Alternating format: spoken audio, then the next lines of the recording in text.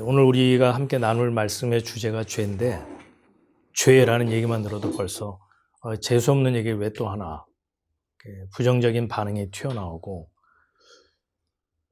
현대인에게 있어서 죄라는 단어는 또 어찌 보면은 금기어인지도 모르겠어요. 그래서 그럴까요? 교회에서도 죄에 관한 설교가 사라진 지 오래됐죠. 이 두꺼운 성경책에 좋은 말씀이 얼마나 많은데 왜 자꾸 죄 얘기를 하냐? 좋은 얘기 해라. 그래서 이제 강단에서 죄에 대한 얘기가 슬그머니 빠져버렸죠. 사람들이 왜 이렇게 죄에 대해서 민감하게 반응할까요? 우리가 죄 혹은 죄인 그러면 처벌의 대상이고 또 형벌을 받아야 되잖아요. 또 누가 나에게 죄인이라고 비난하게 되면 참 수치심 같은 게 들잖아요. 그래서 죄인, 죄 이런 소리 듣고 싶어 하는 사람은 없다고 봐야 됩니다. 그런데 죄를 언급하지 않고서 성경을 논할 수는 없죠. 죄에 대한 언급이 없이 용서, 구원 이건 성립하지 않고 기독교라는 신앙은 설명할 수 없죠. 성경은 창세기에서부터 죄를 다루고 있습니다. 그리고 그 죄를 하나님은 어떻게 보시고 또 그 죄를 하나님은 어떻게 처리하시는가를 보여주고 있는 것이 성경의 핵심 골자라고 해도 과언이 아닙니다. 자, 그렇다면 성경이 말하는 이 죄, 본질적인 죄, 이 근원적인 죄라고 하는 게 뭘까? 하나님을 떠나서 제 갈 길로 간 것, 그걸 성경은 죄라고 그래요. 원래 사람은 하나님과 에덴 동산에서 은혜의 관계 속에 살 수 있도록 그렇게 창조가 됐죠. 그런데 사람이 사탄의 거짓말에 속아가지고 선악과를 따먹고 사탄을 따라간 겁니다. 하나님과의 은혜의 관계 속에 살아가야 할 존재가 하나님을 떠나서 독립을 선언한 거죠. 딴 살림을 차린 거라고 말할 수가 있어요. 이처럼 하나님 아버지와 은혜의 관계가 끊어진 상태, 하나님 아버지와 분리 단절된 그런 상태를 성경은요, 죄라고 해요. 우리가 생각하고 이해하는 죄의 개념하고 많이 다르죠. 굉장히 생뚱맞고 뭔 소린가 싶을 거예요. 이렇게 생각하면 좀 이해가 쉬울 것 같아요. 그러니까 이걸 냉장고라고 보자고요. 전원에서 전기 코드가 끊어진 상태, 뽑혀진 상태, 전원에서 분리 단절된 상태, 요거를 이제 성경은 죄라고 한다는 거죠. 전원에서 전기 코드가 빠진 상태에 있는 이 냉장고의 운명은 어떻게 되는 거죠? 최신형 냉장고라고 하더라도 죽은 거나 다름없죠. 고철입니다. 그리고 이 안에 있는 음식물들 아무리 고가이고 포장을 잘했고 신선하다 하더라도 썩고 부패하는 것은 시간 문제겠죠. 죄로 인해서 야기되는 결과들은 사망이요, 부패요, 악취요. 하나님과의 은혜의 관계, 이 은혜의 관계가 끊어진 상태가 죄입니다. 이렇게 얘기를 하면은 이런 질문하는 사람이 있을 거예요. 목사님, 저는 모태신앙이고요. 그래서 어머니 뱃속에서부터 신앙생활을 했고 지금까지도 제가 교회를 떠난 적이 없습니다. 매일같이 큐티하면서 말씀과 함께하는 그런 삶을 살았습니다. 저는 교회를 떠난 적이 없으니까 하나님과 분리 단절되지 않은 그 연합된 상태로 살고 있으니 죄인이니 이렇게 말하는 것은 저에게는 적용이 되지 않겠죠. 이렇게 생각하고 말하는 사람이 교인들 중에 상당수 있을 거예요. 그런데요, 하나님 아버지와 분리 단절된 상태, 즉 은혜에서 떨어져 나간 사람에게서 나타나는 증상, 그 현상이 뭔지 알게 되면요, 우리가 교회 다니고 모태신앙이고 성경 읽고 하는 것으로서 자기는 하나님과 분리 단절되지 않은 하나로 연합된 상태이다라고 쉽게 단정하지 못할 거예요. 하나님을 떠나서 딴살림을 차린 사람에게서 나타나는 대표적인 증상이 뭐냐 하면요, 자신의 수치를 가리기 위해서 자기의 노력을 통해서 결과된 그걸 갖고 자기를 치장하고 포장하고 자랑하고 증명하려고 한다는 거예요. 아담과 하와가 선악과를 따먹고 범죄한 이후에 곧바로 한 행동이 뭐냐면 자신이 벌거벗었다는 것을 발견하고 수치스러워 무화과 나뭇잎을 엮어서 치마를 해 입었잖아요. 이와 같이 하나님과 은혜의 관계에서 끊어진 자, 딴살림 차린 사람에게서 나타나는 아주 대표적인 증상이 아담과 하와가 했던 바로 그러한 행동입니다. 또 하나의 증상이 뭐냐, 현상이 뭐냐, 자기가 선악 판단의 주체가 되는 거예요. 그동안에는 하나님이 선악 판단의 주체였다면 내가 선악 판단의 주체가 되어서 인생의 주인, 머리에 행세하면서 살아간다는 겁니다. 또 은혜에서 떠났기 때문에 자기의 힘과 방법으로 자신을 책임지며 살아가죠. 하나님과 분리 단절된 사람에게서 나타나는 현상을 한마디로 요약을 하자면 생존과 자기 확장입니다. 자, 이제 이 얘기를 듣고 보니까 교회를 다니는 사람이나 교회를 다니지 않는 사람이나 구분할 것이 없죠. 교회를 다닌다고 해서 생존과 자기 확장을 포기하나요? 교회를 다니지 않는 사람이라고 해서 이것과 관계가 없나요? 모든 사람은요, 한결같이 자기 생존과 자기 확장을 위해서 살아간다라고 하는 것을 부정할 수가 없죠. 그러니까 내가 모태신앙으로서 나 교회에 떠난 적이 없습니다. 나 하나님 떠난 적이 없습니다. 라고 쉽게 단정할 수 없는 것은 지금 내가 살아가고 있는 현실이 내 생존과 내 확장을 위해서 살아가기 때문에 우리가 이 말씀을 비춰본다면 우리는 이미 하나님과 분리 단절돼서 딴살림을 차리고 살아가고 있다는 것을 확인할 수가 있는 거예요. 그래서 성경이 뭐라고 선언을 하냐 하면 이 세상에 의인은 없다. 하나도 없다. 죄다 죄인뿐이다 라고 선언을 하는 겁니다. 그러면 어떠하뇨? 우리는 나으뇨? 결코 아니라 유대인이나 헬라인이나 다 죄 아래 있다고 우리가 이미 선언하였느니라. 기록한 바 의인은 없나니 하나도 없으며 깨닫는 자도 없고 하나님을 찾는 자도 없고 다 치우쳐 한 가지로 무익하게 되고 선을 행하는 자는 없나니 하나도 없도다. 그렇습니다. 하나님의 입장과 관점에서 볼 때는요, 하나님을 등지고 떠나서 이 세상 방식에 따라서 생존과 자기 확장을 위해 살아가는 모든 사람은 죄인이고요. 그래서 우리가 하루하루 사는 게 죄라는 겁니다. 목사님, 무슨 말씀을 그렇게 심하게 하십니까?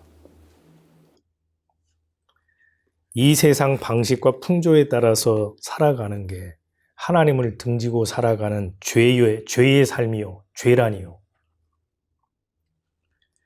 동서고금을 막론하고 사람들은 이 세상 방식에 충실하며 살아왔고, 그래서 너무나 익숙하고 자연스러운 것이 생존과 자기 확장인데, 뿐만 아니고 열심히 땀 흘려 살아가는 사람이 많고 근면, 성실, 정직하게 살아가는 사람들이 대다수인데, 이 세상에서 살아가는 하루하루가 죄라니요. 그건 정말 사리에 맞지 않는, 정말 불쾌감을 유발하는 소리입니다. 교회에서 설교하는 목사라는 사람이 사람들이 납득하지도 못할 이런 막말을 해도 면책 특권이 있는 건가요? 라고 따지고 싶잖아요. 근데 우리가 왜 그런 반응을 보일 수밖에 없고 또 보이는 것이 자연스러운 거냐면, 사람들이 생각하는 죄가 따로 있거든요. 지금까지 얘기한 성경이 말하는 본질적인 죄, 근원적인 죄는 지금 제가 설명했기 때문에 여러분이 그런가 보다, 성경은 그걸 죄라고 하는가 보다라고 알게 됐지, 사실은 그 죄에 대해서 여러분은 몰랐죠. 저도 모르고 살아왔어요. 어떤 것이 죄였냐? 사람이 알고 있는 죄, 사람이 생각할 수 있는 죄라고 하는 것은 내가 살아가고 있는 이 시대에 통용이 되고 있는 윤리 도덕적인 기준에서 벗어나 비난받을 짓을 했을 때, 그 파렴치한 짓을 했을 때 우리는 죄라고 생각하고 그 짓을 한 인간을 죄인이라고 비난하잖아요. 또 사회가 정한 법을 어겼을 때도 우리는 그걸 죄라고 하고, 법에서 벗어난 행위를 했기 때문에 그 사람을 죄인으로 낙인 찍잖아요. 근데 이제 잠깐만 생각을 해봅시다. 멀리서 친한 벗이 찾아왔어요. 그래서 자기 아내를 그 친구의 잠자리에 들여보냈어요. 그런 지역이 있다고 그러죠. 몽골, 알래스카, 뭐 그런 지역의 풍습 중에 하나가 귀한 손님이 왔을 때 그 손님의 잠자리에 자기 아내를 들여보내는 것이 그 친구에 대한 극진한 대접인데, 우리는 상상조차도 할 수 없는 범죄죠. 우리 가운데 친한 친구가 왔다고 해서 자기 아내를 잠자리에 들여보내면 아마 들어갈 여자도 없겠거니와 그 들여보내는 남자도 제정신이 아닌 거죠. 이게 지역에 따라서요, 어떤 데는 극진한 대접이 되기도 하고 어떤 데서는 인간의 탈을 쓰고 할 수 없는 범죄가 되기도 한다 이 말이에요. 또 하나 예를 들어볼까요? 한국에서는요, 간통죄가 2016년부터 삭제됐죠. 위헌 결정이 나서요, 2016년부터 한국에서 간통죄라는 게 없답니다. 그러면 2016년 이전에 간통을 저지른 그 사람은 죄인이죠. 법을 어겼으니까 범죄자예요, 죄인이에요. 근데 2016년 이후에 간통을 저지른 사람은 어떻게 되는 거죠? 적용할 법이 없어서요, 죄로 취급하지 않는다는 겁니다. 이런 일은 비일비재해요. 또 한 예를 들어볼까요? 돈이 있고 권력이 있으면 그 사람 분명히 잘못했는데 법정에서 무죄가 선고되는 경우 있죠. 그 사람 죄 없는데 돈 없고 백 없다는 이유로 케이스가 뒤집어져서 유죄가 되는 경우도 있죠. 유전무죄, 무전유죄, 이런 말이 괜히 생겼겠는가 하는 겁니다. 이와 같이 사람들이 알고 있고 사람들이 정한 죄라고 하는 것은요, 시대와 지역과 문화와 상황에 따라서 동일한 죄인데 죄로 규정이 되기도 하고 죄로 규정되지 않고 무죄가 되기도 한다는 거예요. 이 생존과 자기 확장을 위해 살아가는 게 죄의 삶이라면 우리가 이 문제를 해결할 수 있나요? 이걸 우리 스스로 속죄할 수가 있습니까? 또 개과천선을 하거나 고해성사라는 것을 한다고 해서 이 죄를 퉁칠 수 있을까요? 그러면 이제 우리는 그런 생각으로 연결이 되죠. 우리 스스로 이 죄를 속죄할 수도 없고 개과천선하거나 종교적인 힘을 빌려서 용서를 구한다고 해도 이 죄는 해결할 수 없는 거라면은 에라, 이래도 죄요, 저래도 죄요, 속죄하지도 못할 하루하루가 죄된 삶이라면 빨리 세상을 하직하는 게 죄인으로 덜 사는 거고 죄를 덜 짓는 거니까 여기서 끝내자 라는 생각을 할 수도 있죠.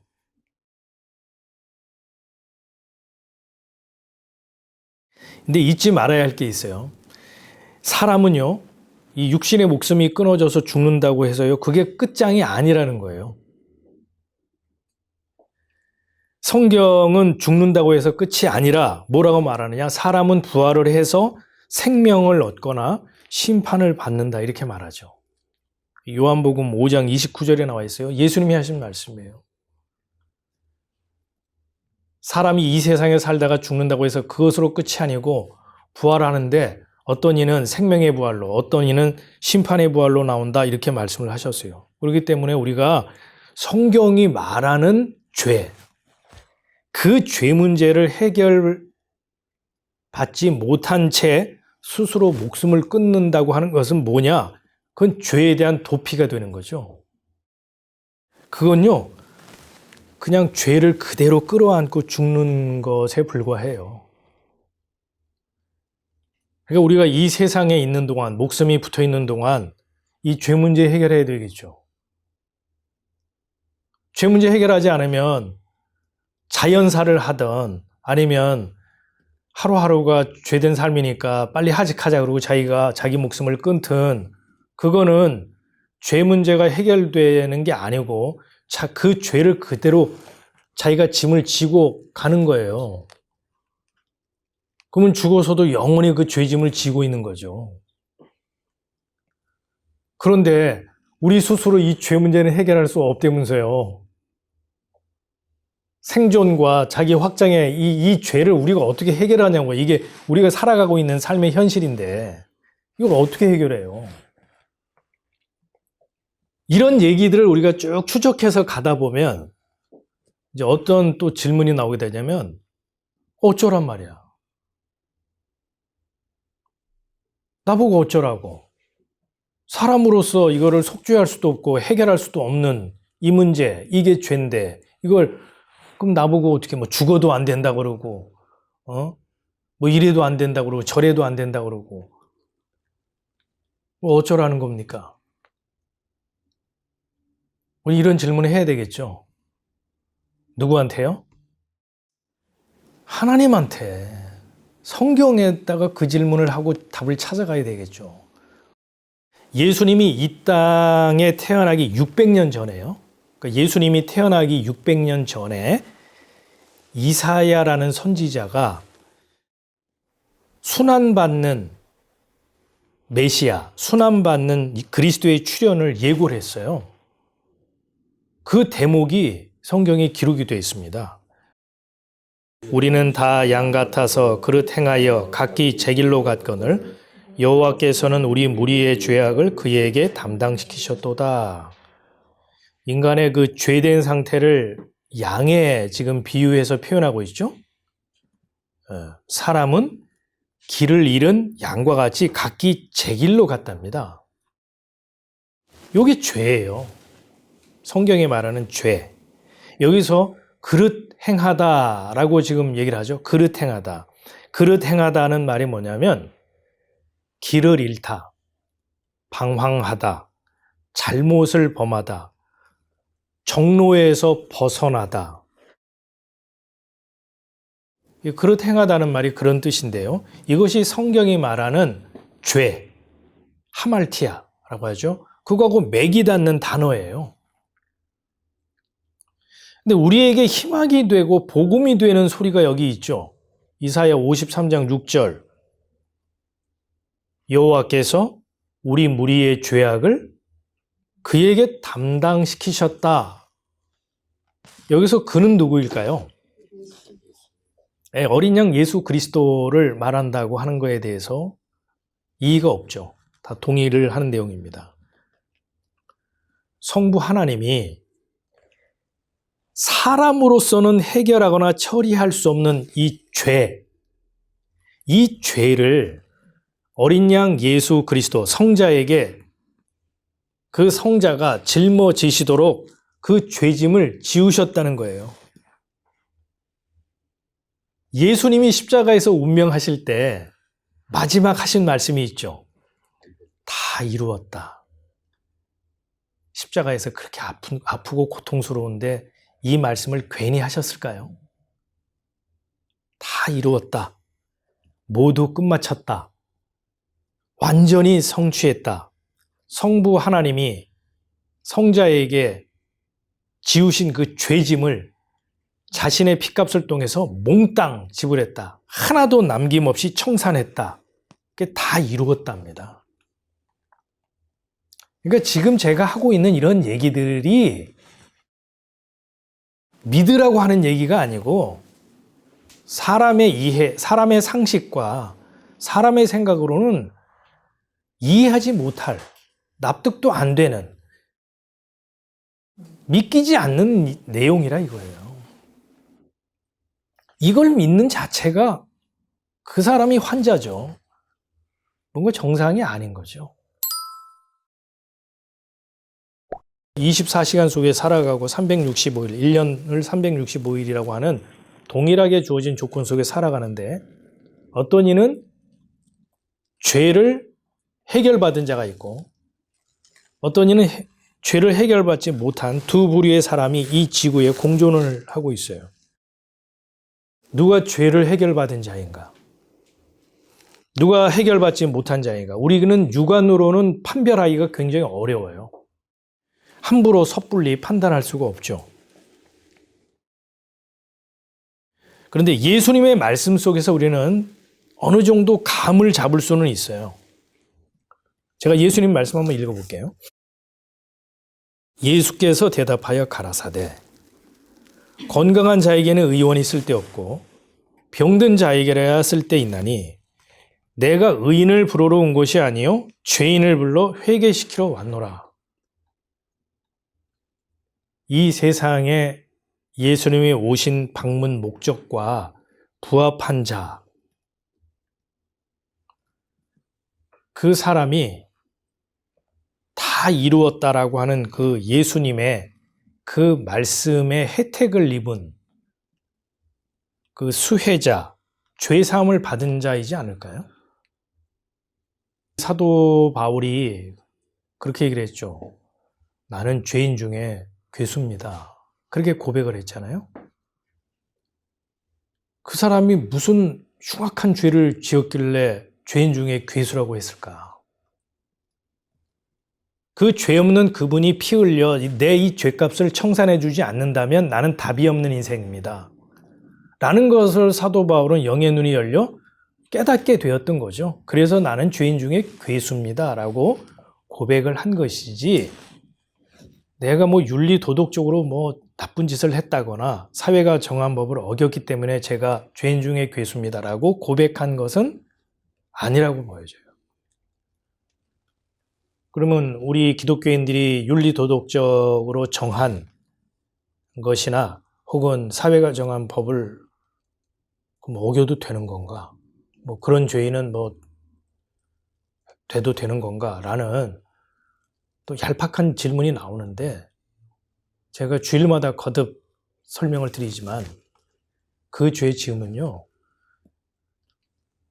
사회에서 매장당하기도 하고 또 사람들의 그 손가락질을 받아요. 부끄러운 인생이 되는 거예요. 그러니까 우리가 이 세상이 정한 죄, 사람들이 알고 있는 죄, 짓지 않아야 되겠죠. 짓지 않을 수 있다면 짓지 않으려고 해야지 목사님 설교 잘 들어보니까 그건 죄가 아닌 모양인데 뭐 지어도 상관없나 보다. 이렇게 또 생각해서 윤리도덕적으로 비난받을 짓을 한다거나 사회법을 어기게 되면 쇠고랑을 차는 수가 있다는 점을 꼭 명심을 하셔야 돼요.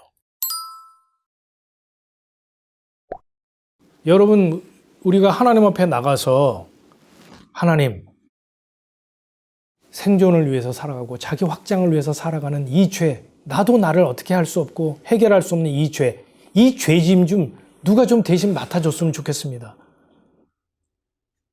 라고 처리하면서 금식하며 기도한 적이 있습니까? 하나님한테 그렇게 우리가 요청한 적이 있어요? 없어요.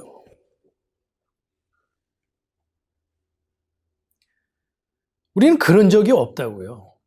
우리가 밤새워서 기도하고 밥을 굶어가면서 기도하는 것은 다 생존과 자기 확장을 위한 기도지, 이거 좀, 이 죄 좀 해결해 주세요라고 처리하며 밤새우며 금식하며 기도한 적이 없어요.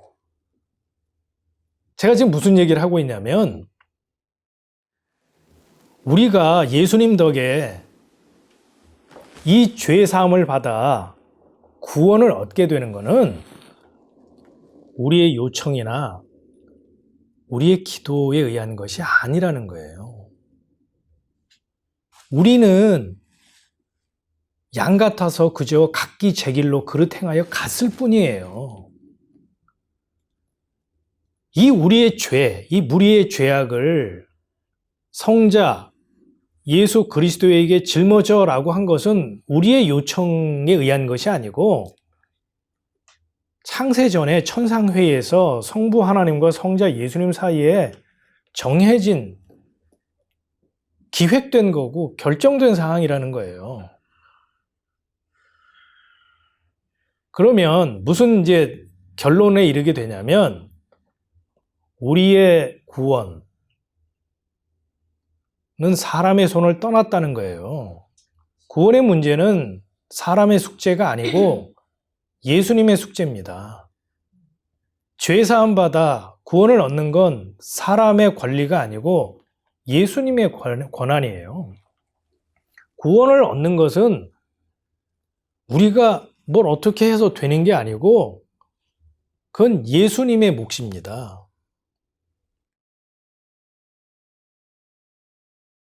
우리는 그저 하나님과 예수님 사이에서 계획되고 작정된 그 섭리의 결과를 수혜자로 받을 뿐이에요. 그래서 저는 이거를 좋게 성경적으로 표현하면, 우리는 두 분 사이에서 행하신 일에 은혜를 입은 자고 사랑을 입은 자라고 표현할 수 있고,